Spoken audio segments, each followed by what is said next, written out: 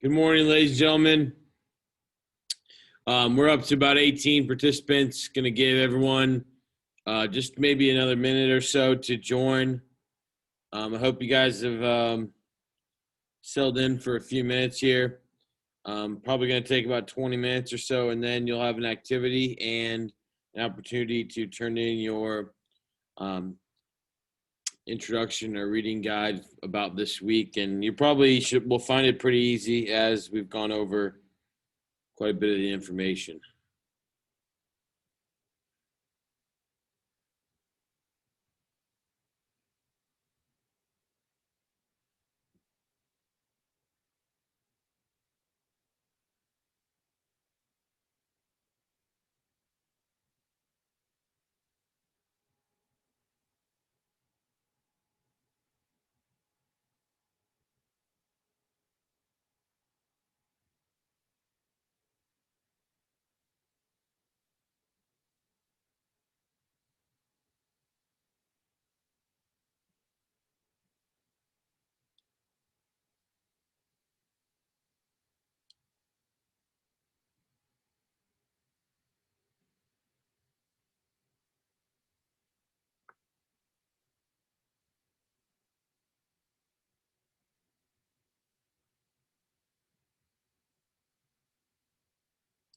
All right, as people are still joining here, I want to get moving so that we, like I said, I respect your time. So, good morning to everybody. If you can, please have your videos on and don't have them facing the ceiling so that I can actually see that you are here. Okay, some of you pull the shenanigans every morning. You're only hurting yourself when you do that, obviously. All right. To get started here, going to show you guys what we got going on today. So, first off, just to make sure everybody's aware that I have you paying attention. We go down to week number 6. It says intro due Thursday at 10:59 a.m. I click on that. Okay. This is the reading guide that was due. You've had, I think I gave it to you Tuesday. I've got 34 people that have submitted it so far. That's due by the end of third period. So if you haven't done it yet or haven't submitted it, that would be appropriate to do that now. Okay. Or, like I said, if you need some time to finish it, go ahead until third period.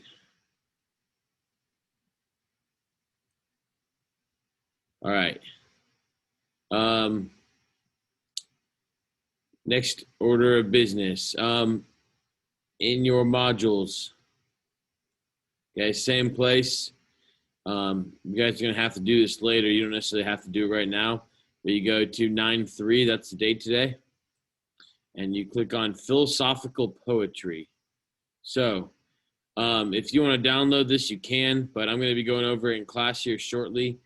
In case you want it on your own screen, you want to deal with mine, that's perfectly fine. But we're going to talk about a couple of the famous Greek philosophers, and then you are going to be writing a poem today, which should be kind of fun. Okay, a little bit different than usual. So we're going to get started here. And to start off with, I just have a couple things I want you to try to do. So you don't need to write this down. I just want you guys to think about this. And so think about the following quotes, if you can explain them. All things in moderation. The unexamined life is not worth living. And those things which are beautiful are also most difficult. Okay, contemplate what those mean. Maybe jot something down on a scratch piece of paper. As long as I got some people that participate, everybody will get participation points like we would in class. And I'm not going to have you waste time typing it in today, so we can try to get through this a little bit quicker.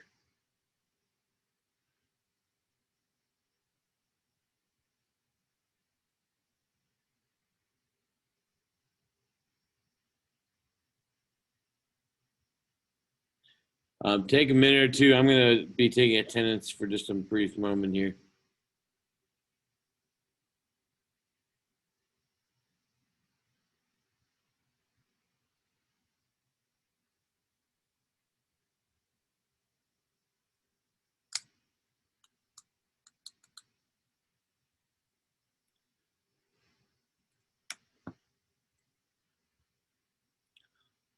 All right. So quote number one says, all things in moderation. What do you think that means?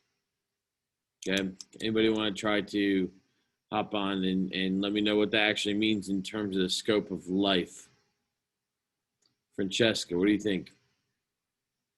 Take stuff one things at a time or something like that. I'm sorry, my mic wasn't very loud. Can you say that again, please? Take things one step at a time. Okay, take things one step at a time. Good. Anyone else have a way of looking at that when it says all things in moderation?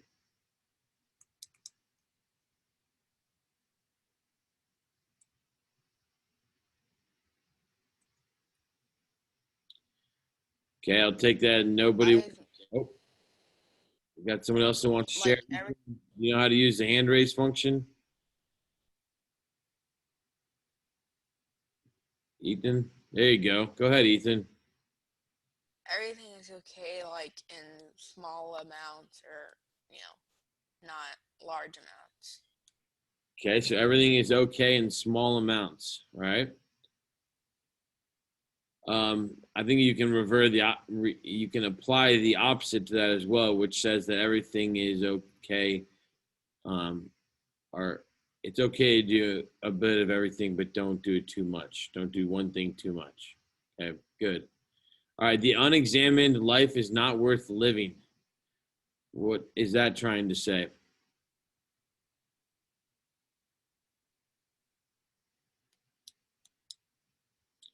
The unexamined life is not worth living. Luke. It's like, what's the point of living if you don't see what you've accomplished?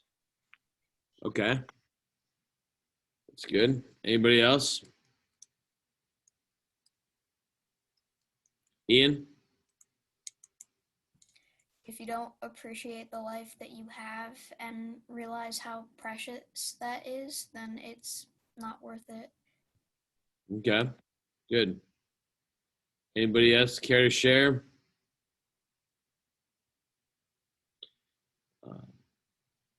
I personally take that as the unexamined life is not worth living, meaning have a reason why you're doing things in life instead of just going through. Have a playbook, have a set of goals and ideas for what you want to do instead of just going by randomly or idly without thinking about what you're actually trying to do. All right, 3. Those things which are beautiful are also most difficult. Huh. That one's a little bit trickier, more abstract. Zariah, what do you think? The beautiful things are harder to. You kind of cut out on this there. Can you try that again for us one more time, please? Yes, sorry. The beautiful things are harder to get. Okay. Good. The beautiful things are more challenging or more difficult to get. The word beauty is different to everybody, isn't it? Everybody sees beauty differently, and what is beauty? And so, I think that applies to nature, like nature and altogether is whatever you think is beautiful might also be one of those things that is hard because whatever you determine is beautiful, is something that you've determined is important, which makes it difficult. That's good. That's a tricky one. All right. So here's why we need you guys to pay attention. I'm not going to be going over too much. You guys will have this on, like I said, it's right on your screen. If you want it, you can download it also. But we're going to look at Greek philosophy today. And there's a couple questions on your quiz tomorrow on this. So I want to make sure you guys are following with me here. Okay. All right. So Greek philosophy. The Greeks came up really with this whole idea of philosophy, and it's a Greek word. And philosophers are lovers of wisdom, and sophists are workers of wisdom. So when you combine the Greek word phileo, which is love, and Sophia, which is wisdom, you end up with lovers of wisdom. Okay? So again, if you take notes and you have notebooks and all that kind of stuff, cool. If you're taking notes on a notepad or something on your computer, philosopher is a Greek word for a lover of wisdom. Okay, you can see the root word filio, love, Sophia, wisdom. So we talked about the expansion of Alexander the Great yesterday, and the spread of Greek culture, and he was pretty rough. Okay, but what followed him was this other side of Greek culture, development of the mind and of the physical nature of the world and of the planets and the stars that would really forever change the course of the world. Okay, now we got a little riddle here. I don't think we have any sophomores in the room, but eventually you guys might be sophomores if we ever continue to do this school thing. Okay, if Sophia equals wisdom and moron equals fool, then a sophomore is a wise fool. Ha ha ha ha ha. So you guys can let your sophomore friends know that they're wise fools. All right. Luke, I expect you to let the tennis guys know that later. Okay. Great. All right, let's move on. All right, so 3 great philosophers. You guys can see it's Greek, the basically the Greek bust. This was what they were well known for, and then obviously it was copied again by the Romans, and then people like Michelangelo in the Renaissance in Italy copied this style as well. So we showed you Alexander the Great yesterday also.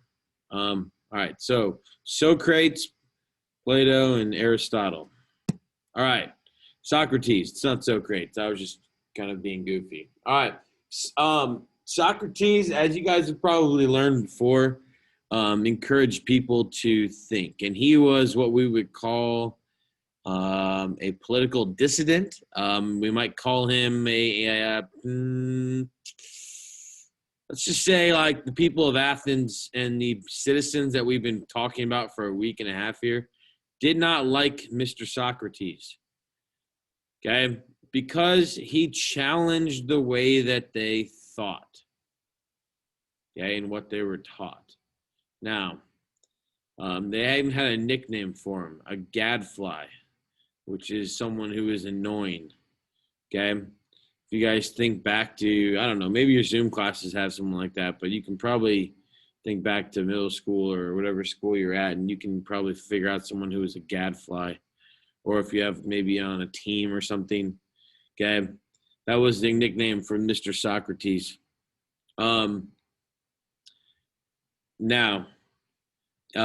He was very popular amongst the youth because he sat around in the agora, the marketplace, and he tried to change the way people thought again by using a method of questioning, okay? The city-state of Athens would put him on trial in 399 BC, and he drank poison hemlock, and you can see in the picture here, it's pretty famous. He was executed, okay? But this is definitely a Renaissance painting.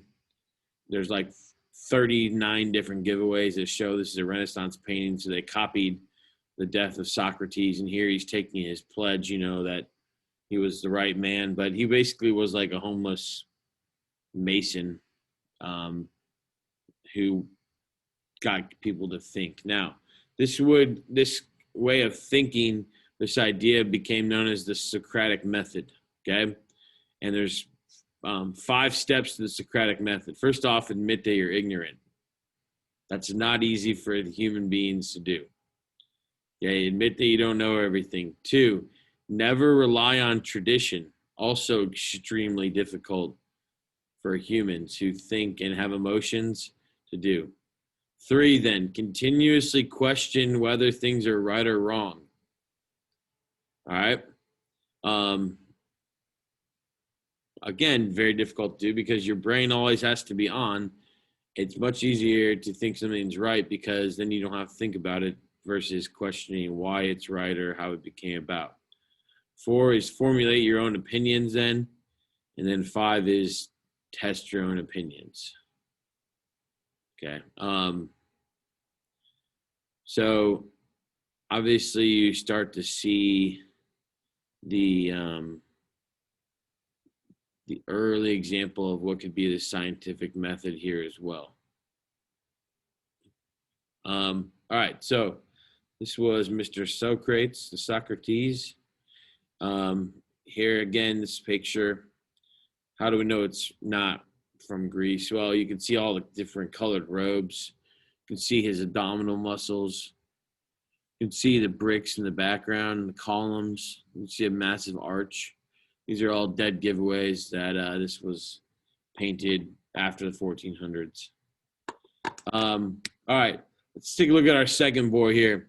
Basically, the person that wrote down what Socrates said was Plato.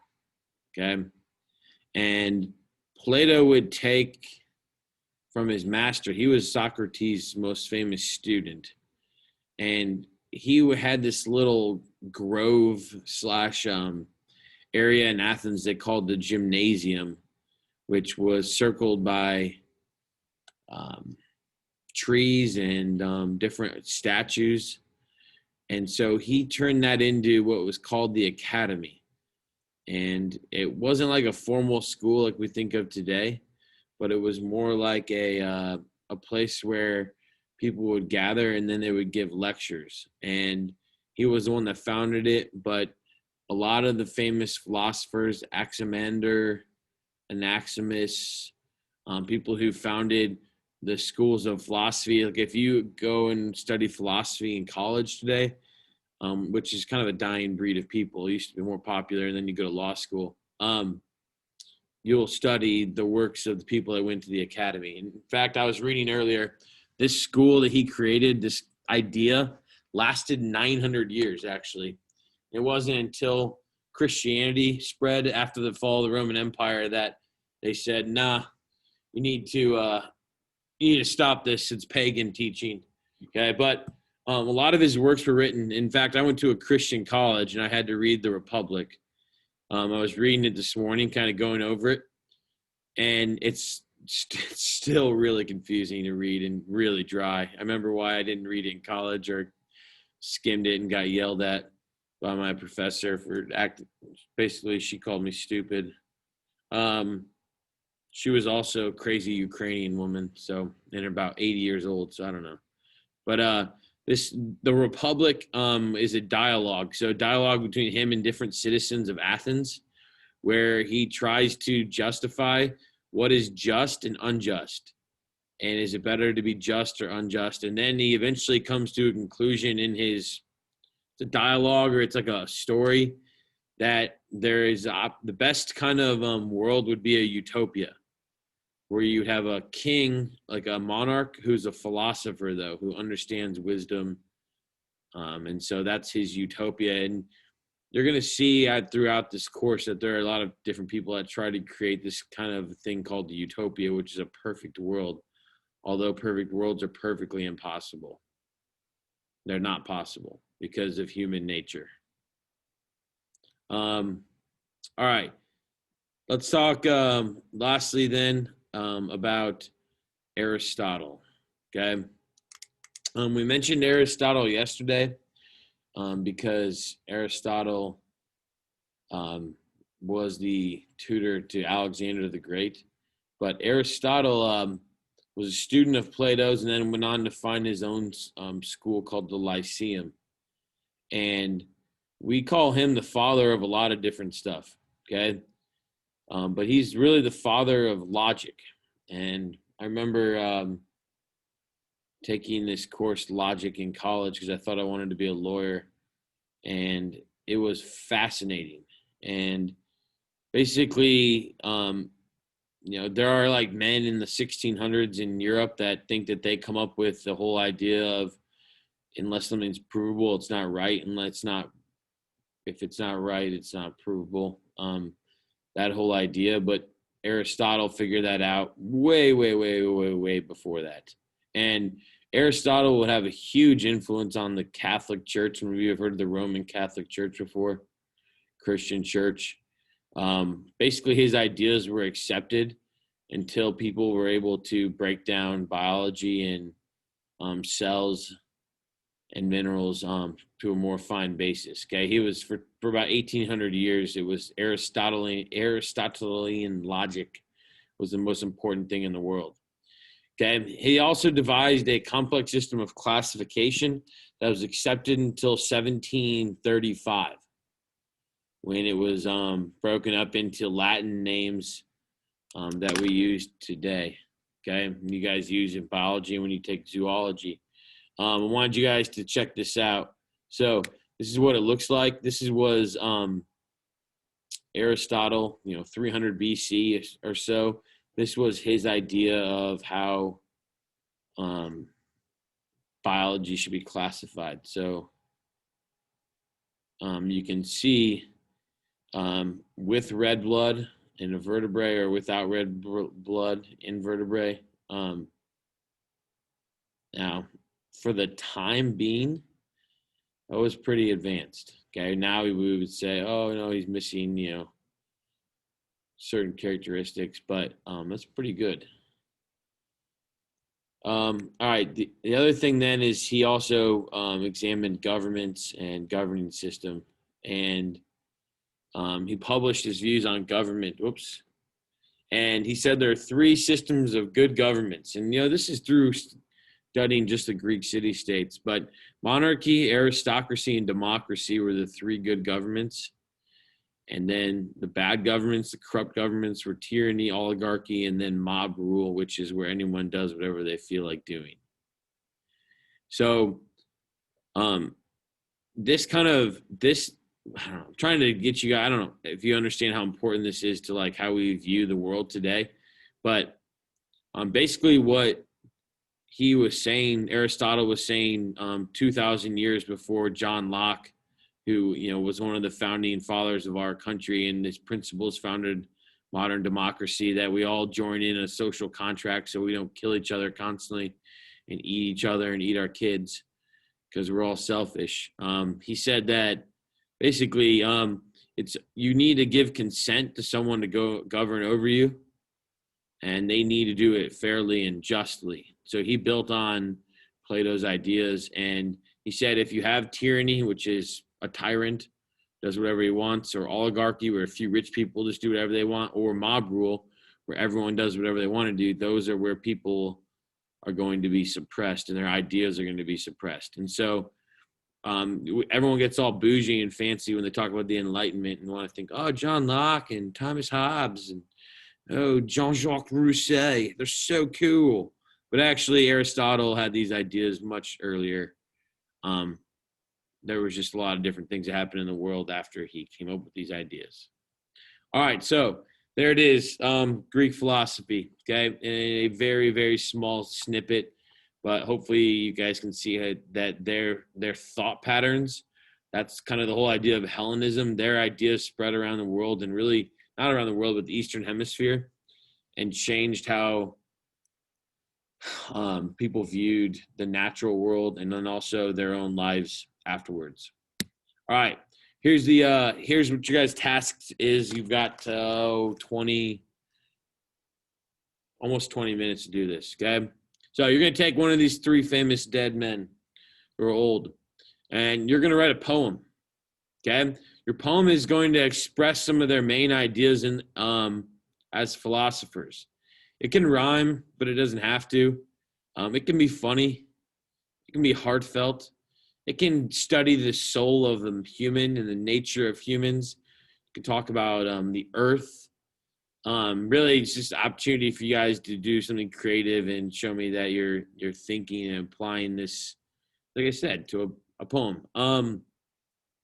Just do by the end of the period or by 3 p.m. today. And don't forget to turn in your intro by 10:59 a.m. Okay? Should be able to get this poem done in 15 minutes. Okay? All I want you to do, I will also ask you, it should say underline. It says under their main ideas in the poem. It should say underline their main ideas in the poem, just so I know you are applying what we talked about a little bit today to your poem. Okay, guys, I'm going to let you out now if you want to go so you can work on this. If you want to stay here and ask me questions about life, that's good too. And You guys have a good afternoon. Bye, Mr. B. Bye-bye. I have a question. Yes, ma'am. It's Ian. Ian. Why don't they teach us about Diogenes? Because I know he proved a lot of people wrong in what they believed.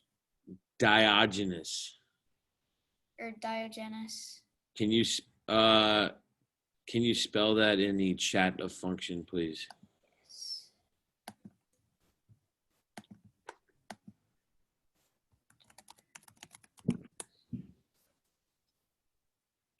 And my first response is going to be, this is like a survey course, and I'm already probably getting deeper than I am supposed to. But I just think I think it's important. But I don't see the chat function on here right now. 1 second. Oh, that's weird. Hold on.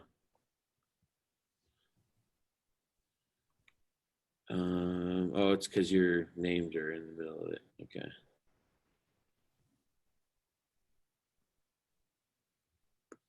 Yes. Oh, you got a question. See that? Yeah, I just wanted to ask that. Yeah, no, it's all right. So he was, yeah, I haven't looked at this in a while. That's why I'm refreshing my memory. So he was the founder of what's called cynicism. Okay. And you probably have heard of someone be a cynic before. And cynicism was basically, it was an addition to what Socrates did, which was to question everything. And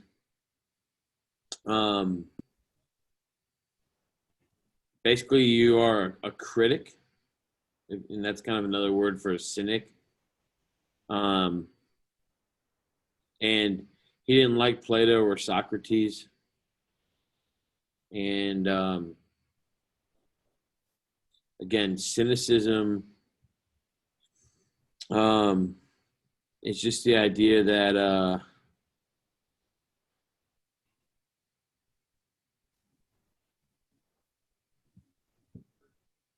it's hard to put into words. So cynicism is another form of questioning where you don't take anyone to be right until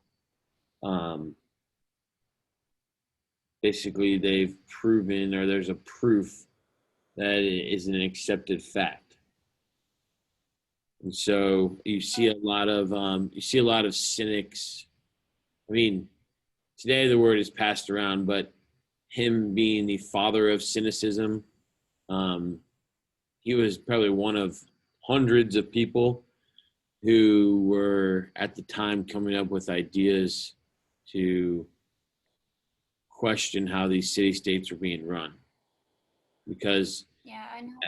Athens was, and he came to Athens, but Athens was one that allowed for people to think, versus having an accepted monarchy or a tyrant. I know he wanted to prove a lot of people wrong, and I don't remember who came up with the idea of humans as featherless bipeds, but I know a famous example of Diogenes was he took all the feathers off a chicken and said, guys, look, a human, it's a featherless biped. So they had to change that one. Interesting.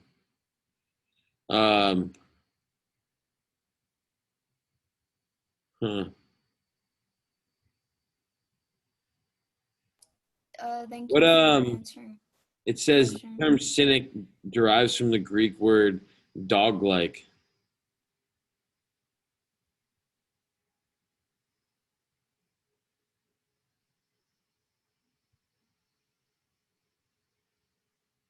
All right, I'm gonna go get to work. Thank you. So Though. tell me, where did you learn that? That's interesting.